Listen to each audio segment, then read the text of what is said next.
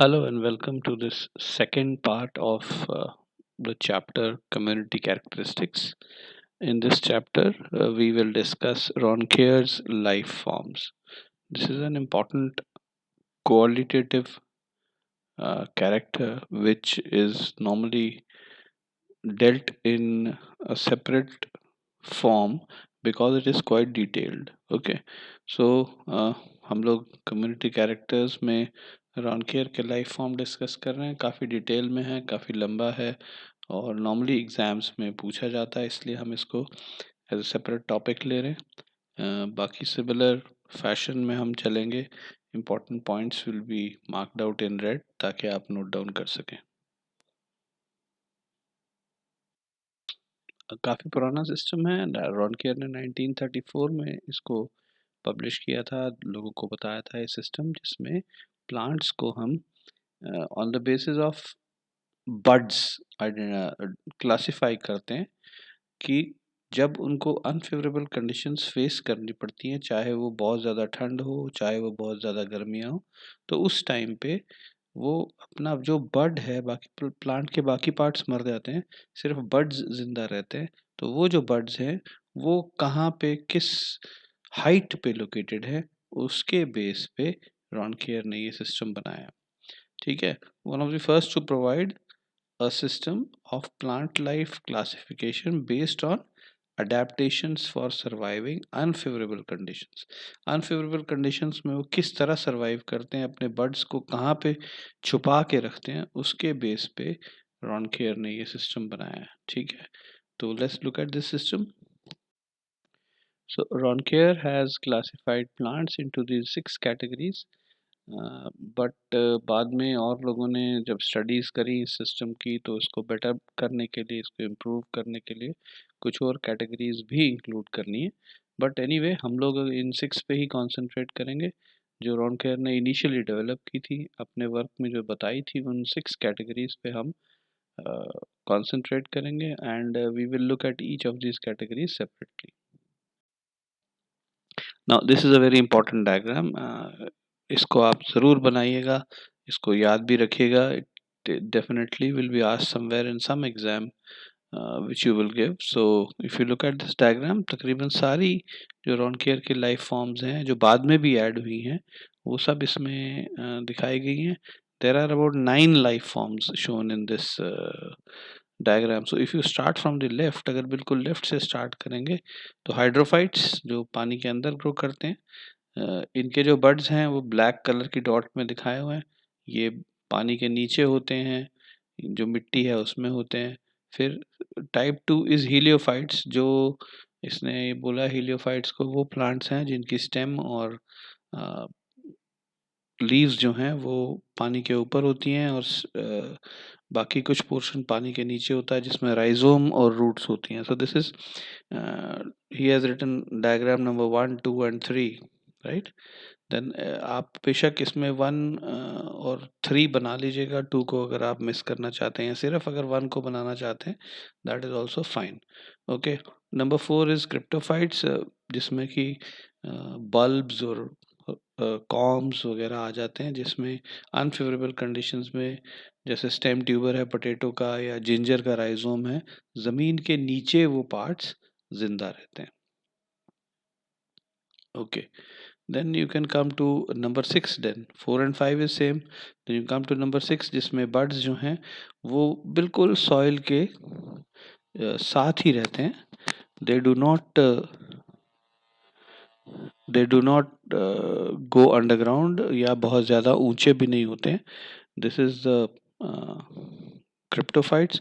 Hemy क्रिप्टोफाइट्स just above the ground. जो 6 category है उसमें mint is an example, pudina is an example. Hemicryptophytes जो हैं they are just above the ground. इसमें जितने आपके हर्ब्स आते हैं वो होते हैं। और then you have categories 7 and 8, जो जिसमें ये ग्रासेस आ गए जो बहुत थोड़े से हाइट पे होते हैं, छोटे होते हैं। हर्ब्स आ गए जैसे मस्टर्ड है, सरसों वगैरह, ये सब आ गए। और लास्ट कैटेगरी में फेनरोफाइट्स आ गए जिसमें कि आपके ट्रीज आ गए। ठीक है, so this diagram is important, please note it down, draw it somewhere and try to remember it. Alright, so we look at each of the categories. एक एक करके हम सारी categories को discuss करते हैं जो 7 odd categories रॉन केयर ने बनाई हैं. पहला है हीलियोफाइट्स एंड हाइड्रोफाइट्स. हम इकट्ठे ही ले रहे हैं. दोनों वाटर प्लांट्स हैं, ऐसे प्लांट्स जो पानी में ग्रो करते हैं. या तो वो पूरे पानी के अंदर होते हैं या फिर उनकी शूट्स और थोड़ी बहुत लीव्स जो हैं वो पानी के ऊपर होते हैं. ये पहली कैटेगरी हो गई. Second category is cryptophytes. Cryptophytes वो प्लांट्स हैं जो अनफेवरेबल कंडीशंस में अपने अपर पार्ट्स जो ज़मीन के ऊपर वाले पार्ट्स हैं वो उनकी डेथ हो जाती है और जो ज़मीन के नीचे हैं उसमें कुछ बड्स हैं जो ज़िंदा रहते हैं. इसमें पोटैटो हो गया, रेडिश हो गया, कैरेट हो गया, जिंजर हो गया, अदरक. तो ये सारे प्लांट्स आ जाते हैं. अब इसमें आप देखिए कि जैसे मूली है, रेडिश, इसमें समर सीज़न इसके लिए अनफेवरेबल है. तो समर सीज़न में अपर पार्ट्स जो हैं वो डाई आउट हो जाते हैं और बड जो है वो नीचे रहते हैं. इस तरह से जिंजर जिंजर जो है बहुत ज़्यादा विंटर्स में नहीं होता है, तो विंटर्स में इसके राइजोम्स के ऊपर जो लीव्स हैं वो मर जाते हैं and the buds remain underground in unfavourable conditions. The third category is plants which complete their life cycle in one season. जो फेवरेबल सीजन है उसी में प्लांट ग्रो करना स्टार्ट करता है, उसी सीजन के अंदर कंप्लीट ग्रोथ पे पहुंचेगा, फ्लावर्स होंगे, सीड्स होंगे और प्लांट उसी सीजन में अपना लाइफ साइकिल पूरा कर लेगा. ठीक है. अनफेवरेबल सीजन्स में सिर्फ सीड्स रह जाएंगी और सीड्स को अनफेवरेबल सीजन सरवाइव करने में कोई प्रॉब्लम नहीं है. वो डॉर्मेंट रहेंगी, ज़मीन में चुपचाप पड़ी रहेंगी. जब फिर से फेवरेबल सीजन आएगा तो प्लांट उन सीड्स में से फॉर्म हो जाएगा. तो शॉर्ट लाइफ साइकिल रखा है उन प्लांट्स ने इसलिए कि अनफेवरेबल कंडीशंस में बड को जिंदा रखने का कोई प्रॉब्लम ही ना हो. देन हेमिक्रिप्टोफाइट्स, दीज आर प्लांट्स जिनके बर्ड्स जो हैं ज़मीन के बिल्कुल सरफेस पे ज़िंदा रहते हैं, अंडरग्राउंड नहीं जाते हैं, सरफेस पे ज़िंदा रहते हैं. इनकी जो लीव्स हैं वो मर जाती हैं और इन बर्ड्स को कवर कर लेती हैं. ठीक है. So such plants remain living because of the buds on the surface of earth, not underground. Underground वाला पिछली कैटेगरी जो हमने देखी थी उसमें अंडरग्राउंड थे. ये अंडरग्राउंड नहीं, ये just on the surface of the ground birds जिंदा रहेंगे. ओके, केबीफाइट्स ये छोटे साइज के हर्बेशियस प्लांट्स हैं जो बेसिकली 25 से 30 सेंटीमीटर से छोटे होंगे. तो इनका बड जो है, बड जब प्लांट ग्रो करता है, जब पूरी फुल लिविंग स्टेज में होता है तो इसका बड जो है वो एपिकल बड गिना जाता है.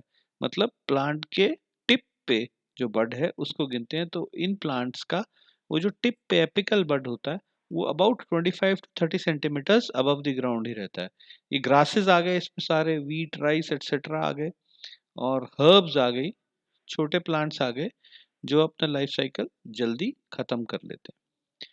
ठीक है. Last category is phanerophytes. Now phanerophytes shrubs यानी झाड़ियां और पेड़ आ गए.